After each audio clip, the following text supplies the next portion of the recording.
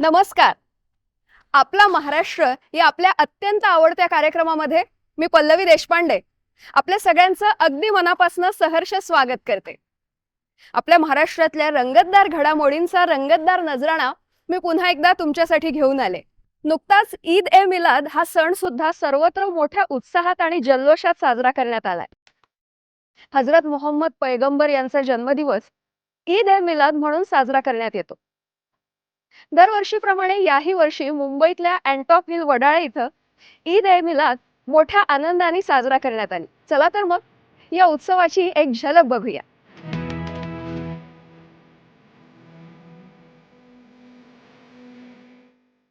या पवित्र दिवशी पैगंबरांचे केस अर्थात मुहे मुबारक मुस्लिम बांधव तसेच सर्व धर्मियांना दर्शनासाठी ठेवण्यात आले होते. यावेळी नमाज आणि कुराण पठण करण्यात आलं. सर्वांसाठी खाद्यपदार्थ आणि सरबताचं वाटप करण्यात आलं. त्यांच्या जन्मदिवसाची आठवण म्हणून मोठ्या उत्साहात जुलूस काढण्यात आले. या उत्सवात मुस्लिम बांधव आणि सर्व धर्मीय मोठ्या संख्येने सामील झाले होते.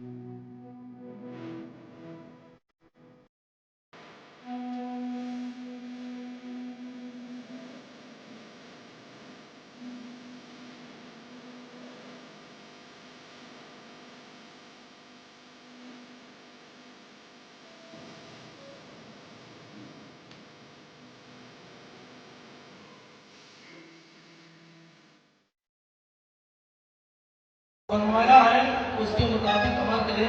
कुरान मुक़द्दस में है मा आताकुम रसूल फखुज़ूहु व मा नहाकुम अन्हु फंतहू. रसूल गिरामी बावकास नाफरमान जो दे उसे ले लो और जिसे मना करे उससे रुक जाओ. एक बात और मैं कहूँगा, सबसे बड़ी चीज कि नबी करीम सल्लल्लाहु अलैहि वसल्लम फरमाया कि मेरी आंखों की ठंडक नमाज है. तो नमाजों की पाबंदी करें, जुलूस भी निकालें, खुशी भी मनाएं, प्रोग्राम भी करें, फातिहा भी दिलाएं और खास तौर से नमाज की पाबंदी करें, क्योंकि नमाज वो चीज है, शायर ने कहा रोज महशर की जा उदास बोल अव्वल कोशिश नमाज बोल. आपका दिल इबादत की तरफ बढ़ेगा और अल्लाह ने चाहा तो आप नमाजी भी बनेंगे.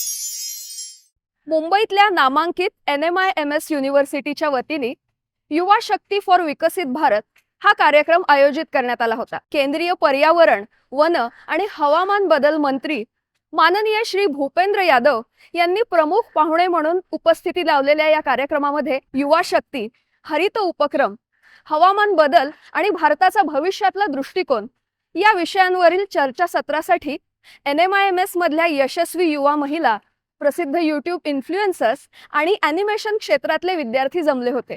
तुमची उत्सुकता वाढली आहे ना की नक्की कसा झाला असेल हा कार्यक्रम?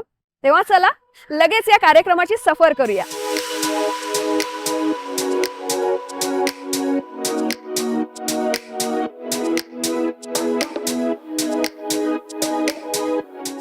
माननीय केंद्रीय मंत्री श्री भूपेंद्र यादव यांनी आपल्या भाषणात सरकारच्या उपक्रमांची आणि महत्त्वाकांक्षी विकसित भारत या अभियानाबद्दल विस्तृत चर्चा केली. भाषणानंतर त्यांनी उपस्थित युवा वर्गाशी संवाद साधला आणि विद्यार्थ्यांनी विचारलेल्या विविध प्रश्नांची उत्तरे दिली. How government plan to take the insights of the youth to make a national making policy? What actually are we doing as people living in urban cities or even the government that we can accelerate, as we said, the development of the last person in the line? काफी सारी बातें आप लोगों ने कही है। पहला विषय जो बहुत लोगों ने अपने विषय में अपनी बातों में कहा है वो ये कहा है कि पॉवर्टी और इनइक्वालिटी खत्म होनी चाहिए। देश में दो तरह की दुनिया नहीं होनी चाहिए। अगर दो तरह की दुनिया होती है, हैव्स और हैव नॉट्स की, तो देश में अनरेस्ट बढ़ता है। और पिछले 10 सालों में जिस विकसित भारत को हम बनाना चाहते हैं, उस विकसित भारत की जो सबसे बड़ी बात करी है, हम लोगों ने 52 करोड़ लोगों के खाते खोले हैं। क्योंकि जो फाइनेंशियल एक्सेस जो मिलना चाहिए, एक गरीब से गरीब आदमी को फाइनेंशियल सर्विसेज उसके डोर स्टेप पे मिलनी चाहिए। लगभग देश का 94% के करीब जो रोजगार है वो अनऑर्गेनाइज सेक्टर से आता है। छोटे गांव से लेके अनऑर्गेनाइज सेक्टर से जो रोजगार आता है, वहां पर सरकार के द्वारा मुद्रा योजना जैसी छोटी योजनाओं के माध्यम से जहां 50,000 से लेकर 2 लाख रुपए तक की जरूरत होती है, लगभग 49 करोड़ लोगों को ये विषय पूरा किया गया है। या कार्यक्रमाचे हे आनंददायी क्षण संपूच नाही असं वाटतंय ना, पण काय करणार, वेळ झाली आहे एका छोट्याशा विश्रांतीची। अर्थात तुम्ही कुठेही जाऊ नका, बघत रहा आपला महाराष्ट्र।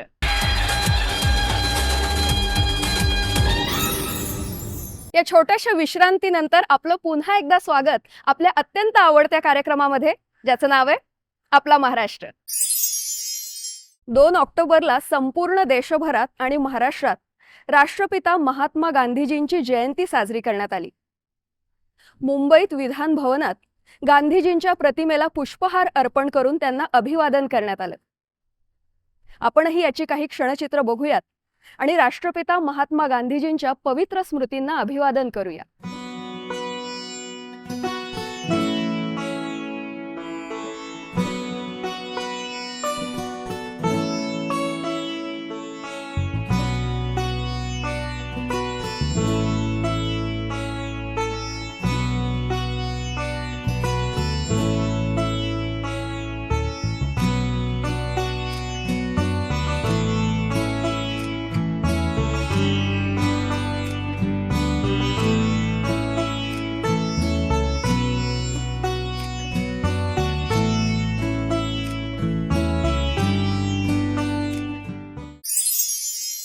सतरा सप्टेंबर पासून संपूर्ण देशभरात स्वच्छता ही सेवा या अत्यंत महत्त्वपूर्ण अभियानाला प्रारंभ माननीय उपराष्ट्रपती श्री जगदीप धनखर यांच्या हस्ते करण्यात आलाय।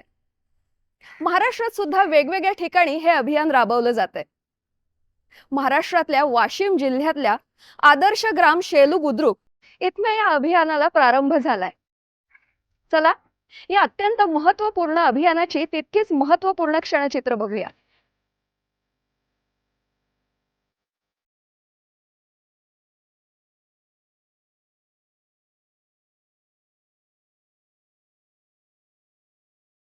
गावातल्या मुख्य चौकामध्ये प्लास्टिक संकलन आणि गाजर गवत निर्मूलन करत संपूर्ण गावकऱ्यांनी स्वच्छता श्रमदानात सहभाग घेतला।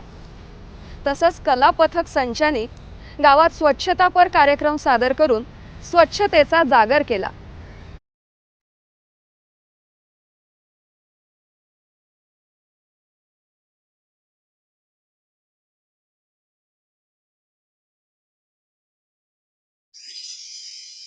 मुंबईतल्या नेहरू विज्ञान केंद्रामध्ये भारत सरकारचे अल्पसंख्याक मंत्रालय आणि आंतरराष्ट्रीय बौद्ध महासंघ यांच्या संयुक्त विद्यमानी बुद्धांचा मध्यम मार्ग वैश्विक नेतृत्वाचा मार्गदर्शक या विषयावर आधारित एक दिवसीय बैठकीचं आयोजन करण्यात आलं होतं। भगवान गौतम बुद्धांच्या विचारांचा जागर या बैठकीत करण्यात आला। चला आपणही या बैठकीला जाऊन भगवान गौतम बुद्धांच्या विचारांना समजून घेऊया आणि त्यांचं आपल्या जीवनात अनुकरण करूया।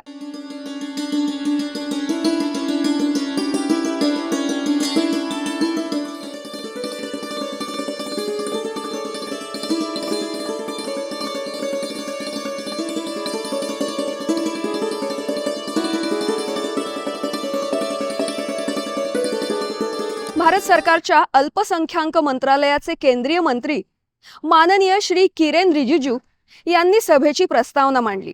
भारत का सबसे अधिक बौद्ध मानने वाले जितने यहाँ, चाहे वो भिक्षुगण हो, चाहे वो बुद्ध भगवान का अनुयायी हो, नव बौद्ध के नाम में बाबा साहब अम्बेडकर जी के पथ पर चलने वाले, सब दृष्टि से देखें सबसे ज़्यादा संख्या महाराष्ट्र में है. लेकिन आज मैं अपने आप को खुश नसीब मानता हूँ.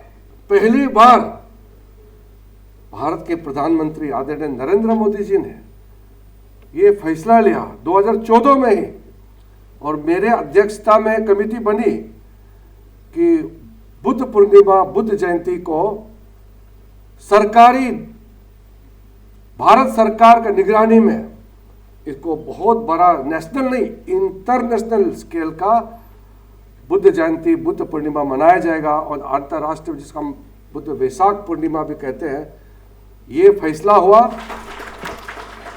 या बैठकीला उपस्थित असलेल्या बौद्ध भिक्खूंचा केंद्रीय मंत्री माननीय श्री रिजिजूंच्या हस्ते सत्कार करण्यात आला. या बैठकीने एका नवीन पर्वाची सुरुवात झाली असून येत्या काळात युद्ध नको, बुद्ध हवा या आशावादासह बैठकीची सांगता झाली.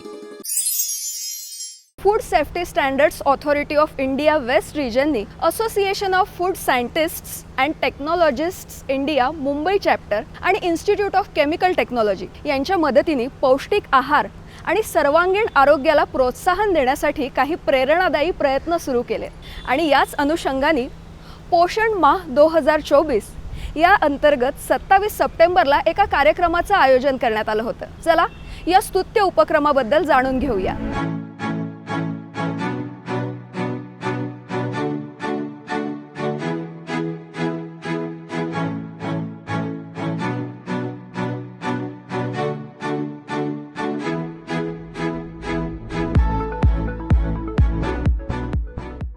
पोषण माह 2024 या अंतर्गत आपण बरेचसे स्पर्धा घेतलेल्या आहेत, टेक्निकल टॉक ठेवले आहेत, पॅनल डिस्कशन ठेवले आहेत आणि खूप सारे लेक्चर्स ठेवले आहेत. या प्रोग्रामाची जे मूळ उद्देश आहे ते आपल्याकडे न्यूट्रिशन व्हॅल्यू आहे किंवा न्यूट्रिशन पोषक आहार आहेत यांचं एक महत्त्व आपल्या स्टुडंट्सला पोहोचवण्यासाठी आपण प्रयत्न करतोय. त्याप्रमाणे आपण हेल्दी स्टुडंट्सला किंवा हेल्दी फ्युचर कसं बनवू यासाठी आपण मार्गदर्शन करणार आहोत आणि त्या संदर्भात त्यांना प्रोत्साहित करणार. या मस्त घडामोडी बघता बघता आता वेळ झाली आहे एका छोट्याशा विश्रांतीची. अर्थातच तुम्ही कुठेही जाऊ नका, बघत रहा आपला महाराष्ट्र.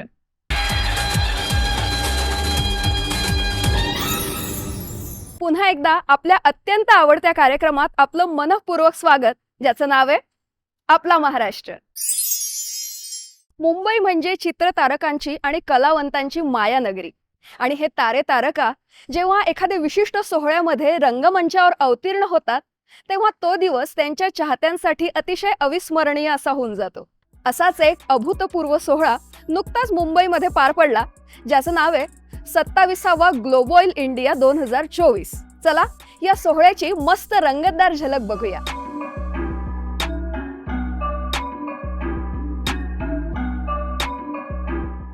टेफ्लाद्वारे आयोजित या भव्य कार्यक्रमाला जगभरातनं 1500हून अधिक प्रतिष्ठित पाहुण्यांनी हजेरी लावली, ज्यामुळे जागतिक खाद्यतेल आणि कृषी व्यवसाय क्षेत्राचा उत्सव आणखी खास झाला. बॉलिवूड सेलिब्रिटी आणि आंतरराष्ट्रीय कलाकारांनी मंचावर हजेरी लावल्याने ग्लोबॉईल इंडियाची 27वी आवृत्ती तारांकित रात्रीत बदलली.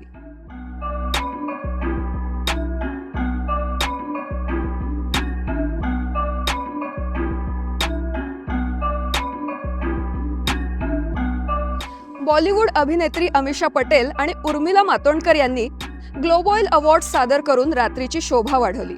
त्यांच्या उपस्थितीने केवळ कार्यक्रमाचं ग्लॅमरच वाढवलं नाही, तर उद्योगातील उत्कृष्टता ओळखण्यासाठी एक प्रमुख व्यासपीठ म्हणून ग्लोबॉईलचं महत्त्व अधोरेखित केलं. Acknowledging the people that are associated with you in your journey and giving them this platform to thank them for their hard work, I think is a great thing on their part to have an event, especially to acknowledge their hard work throughout the year.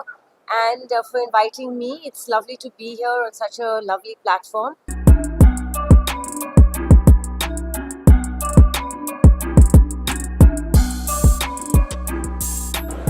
Well, very good evening to all of you wonderful people here. And it's often very difficult to describe how one is feeling in one word. Nevertheless, I'll give it a try.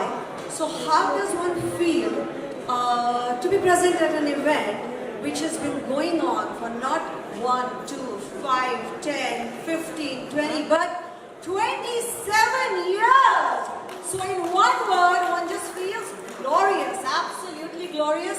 I think this Global Awards needs definitely a huge round of applause for their glorious 27th edition, guys. Come on, ladies and gentlemen, give it up for yourselves.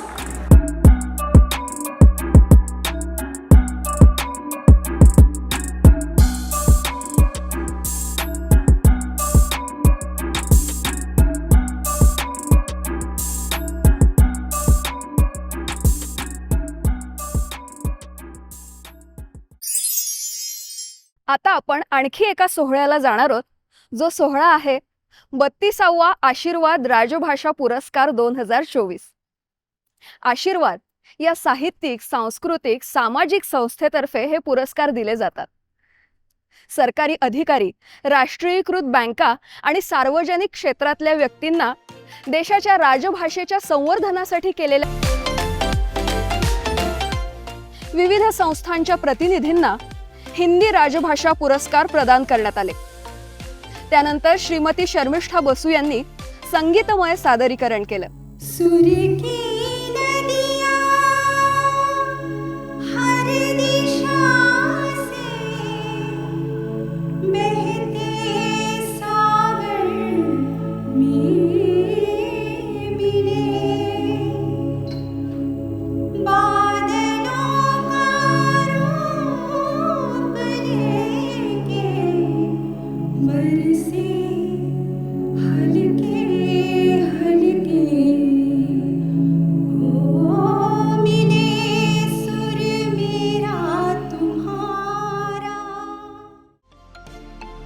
आणि संस्थांच्या हिंदी गृह नियतकालिकांना पुरस्कार देण्यात आले, जे त्यांच्या वरिष्ठ अधिकाऱ्यांनी स्वीकारले.